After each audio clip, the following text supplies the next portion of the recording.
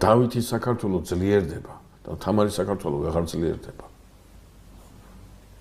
არის რაღაცა პრობლემა, გაჩნდა რაღაცა პრობლემა, რის გამოც გაძლიერების, განვითარების წინსვლის პროცესი კი არ შეფეხდა, საერთოდ გაჩერდა. და ძალიან მძიმე პროცესები დაიწყო ჩვენ ქვეყანაში.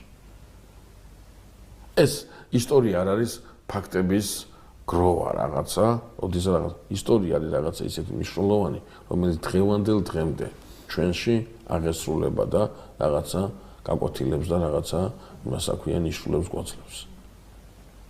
პრობლემა სადამდე დადის? პრობლემა დადის აქამდე სწორედ, რომ ჩემი მიზანი უნდა იყოს მსახურება იდენტობისადმი, მსახურება იმ საზღვრებისადმი, რამ საზღვრელმაც მე აი ასეთი თავისებურებით, ასეთი